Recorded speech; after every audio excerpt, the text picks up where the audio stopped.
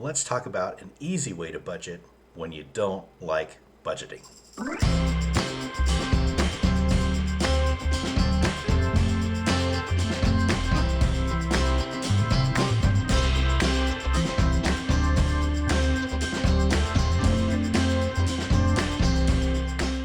This is one of those areas where so many people are resistant to budgeting. They don't like budgeting. They're not good with math. I don't like spreadsheets. I don't like software. Budgeting is a straitjacket. It's telling me what I can't do. I don't want anything to do with it. Or budgeting bit me before and it didn't work, so I just don't do it anymore. Right? That's no way to live your life. If something didn't work and you just give up and just don't do it. We all know that budgeting actually works for the people who do it. And then for the people who don't do it, they just hope that they'll figure out how to manage their money well. It doesn't work that way. You have to do, if you are, you think about all the people who are successful with money, they all have some kind of budgeting system. Now, they might not do the budgeting the way that I do, or that Mike does it, or somebody else does it, but they budget somehow, some way. They have some kind of system for managing their money. That's how they're successful. It's not the other way around, right? They're not successful and therefore they can budget. It's they budget to be successful. But if you are not a budgeter, you don't like it, or it bit you, or it didn't work, or you just don't, you're not really good with details or math, like, that's okay. It's okay to be like that. We're wired differently. So you don't have to be a super nerdy budgeter, but here's a method that you could try and see if it works for you.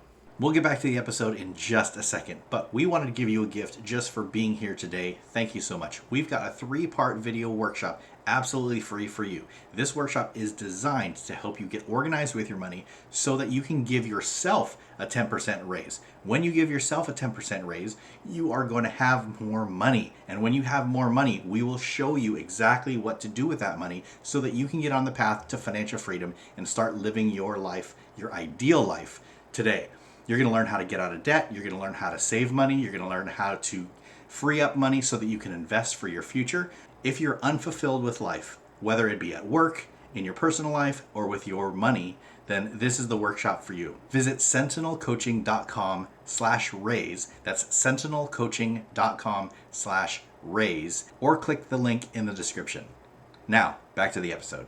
Right? That way you don't have to track all of the specific things. Now, I am one of those super nerd budgeters. I really like this stuff. And again, I don't budget for budget's sake.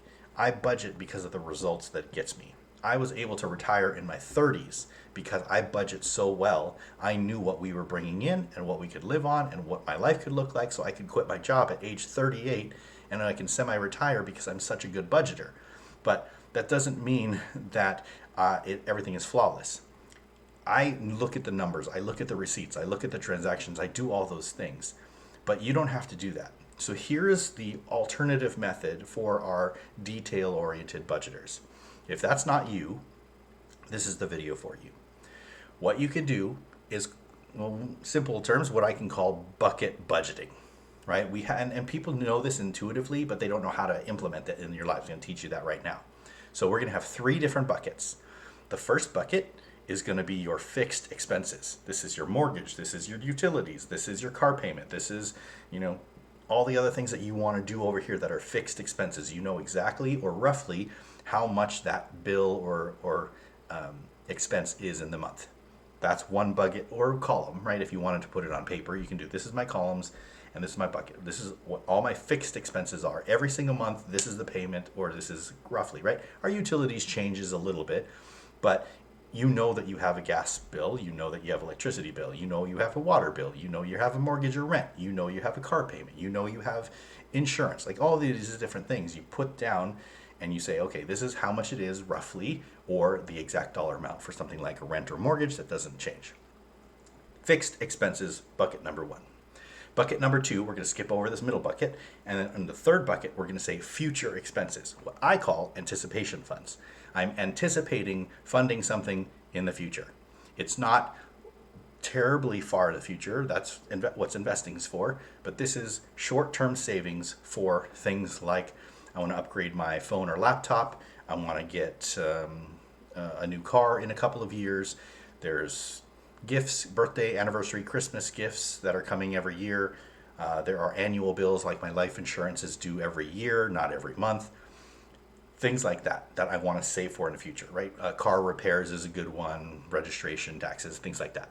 So within a couple of years, probably 2 years, 3 years max, is what I'm saving this for. This is anticipation funds or your future savings, right? That is stuff, so you determine how much you want in those particular line items. I want to save this for vacation. I want to save this for my annual bills. I want to save this for my upgrade of technology. I want to save this for my future car, and etc. All the way down the list. All those things that you can think of that you want to spend money on in the short-term future, you list those out, you put a dollar amount aside to that. Now, you have two totals. You have your fixed expenses total, and then you have your future expenses, anticipation funds total. And those two totals together, you're going to subtract from your net income. Okay? So you have your net income. Let's just say it's $5,000, right? So that's a $60,000 a year net job. That's $5,000 a month. You put that at the top of the page or your software or spreadsheet. And then you say minus your fixed expense total, right? Let's just say that's $2,000. And then your future anticipation funds, let's just say that's $1,000 total. So that means you have $3,000 from your $5,000 that is fixed, that you know that your bills are getting paid and that you're saving for future anticipation funds, right? Those two things now are taken care of. You know this $3,000 total, or again, we're doing rough math here. So 5,000 minus 3,000 equals what? 2,000. $2,000 is what you have left, and that's going to go into that middle bucket, right? Fixed expenses, future expenses, and then current spending. We're going to call this your spending bucket. Now, you have $2,000 total to spend on everything else that's in your day-to-day, month-to-month life, week to week, for this month. That's it. So let's say I have $2,000. I can spend all $2,000 on food. I can't do anything else after that because I only have $2,000 left. Or I can spend $500 on food, $100 on eating out, $100 on clothing, like $50 on going to the movies. Whatever you do in this middle bucket comes from that $2,000 bucket. And that's your budget for that. But you don't have to track every single line item. You don't have to keep your receipts. You don't have to have all those transactions. Oh, how much did I spend on food versus how much I spend on clothing versus how much I spent on a haircut versus how much I went to the movies. You don't have to do any of that. This simplifies the entire process. You know your bills are paid, so you're not stressing about that, or you shouldn't be stressing about that because you know what numbers those are.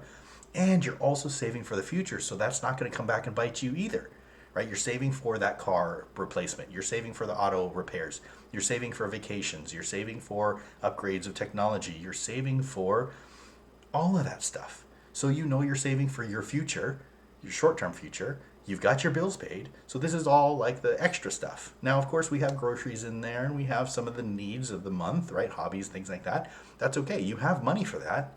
You have that $2,000 and you can spend whatever you want of that $2,000 on any of the month-to-month stuff, and then you're done. You don't have to do any of that stuff that we super nerds love to do, tracking receipts and transactions and all that.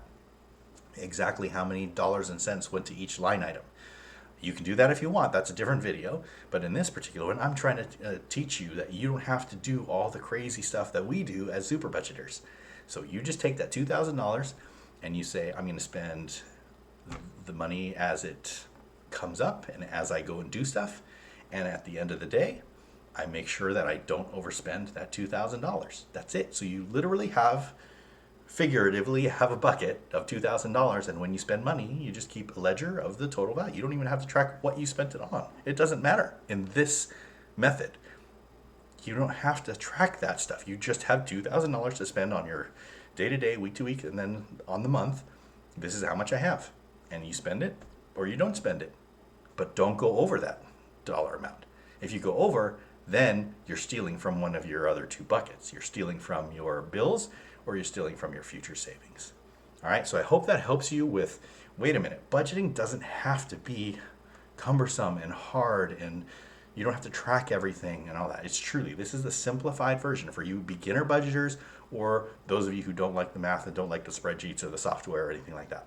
You truly have fixed expenses, future expenses, spending money. All right.